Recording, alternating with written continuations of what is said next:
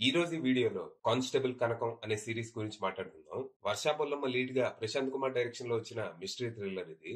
ఈ సిరీస్ లో స్టోరీ ఏంటి, దాని మీద నా ఒపీనియన్ ఏంటి అనేది ఇప్పుడు తెలుసుకుందాం పదండి. ముందుగా ఇందులో స్టోరీ ఏంటంటే, ఈ కథ లేట్ 90s లో రేపల్లె అనే గ్రామంలో జరుగుతుంది. కొన్నాళ్ల క్రితం ఆ ఊరికి కానిస్టేబుల్ గా వచ్చిన మన హీరోయిన్ కనక మహాలక్ష్మి ఏకే కనకం అక్కడ స్టేషన్ లో అడ్జస్ట్ అవడానికి ఇబ్బందులు పడుతూ ఉంటది.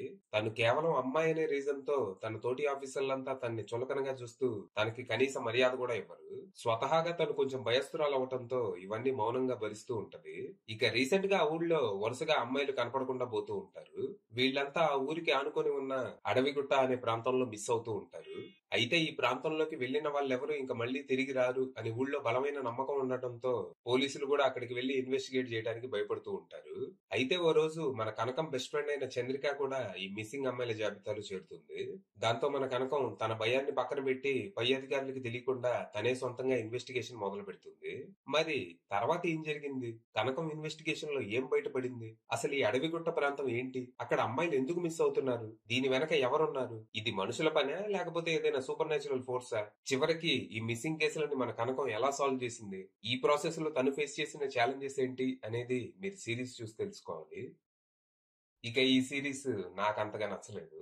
మూల కథ కొంచెం ఇంట్రెస్టింగ్ గానే అనిపించినా రైటింగ్ చాలా లేజీగా ఉండటంతో స్క్రీన్ ప్లే చాలా రొటీన్ గా, ట్విస్టులు చాలా అంటే చాలా ప్రెడిక్టబుల్ గా మారిపోయాయి. ఇందులో మన కనకం చేసే ఇన్వెస్టిగేషన్ చాలా బేసిక్ గా ఉంటది. ఎక్కడ థ్రిల్లింగ్ గా గానీ, నెక్స్ట్ ఏం జరుగుతుంది, ఏం రివీల్ అవుతుంది అనే టెన్షన్ గానీ మనలో క్రియేట్ చేయదు. చాలా ప్రిడిక్టబుల్ గా నెక్స్ట్ ఇలా జరుగుతుంది, ఇది రివీల్ అవుతుంది అని మనం గెస్ చేసేలా ఉంటది. ఆ ఎడిటింగ్ తో ఏదేదో జరగబోతుంది అని భ్రమ కల్పించాలని ట్రై చేశారు గానీ కాసేపటికి ఆ ఎడిటింగ్ స్టైల్ కూడా చిరాకు పెడుతుంది.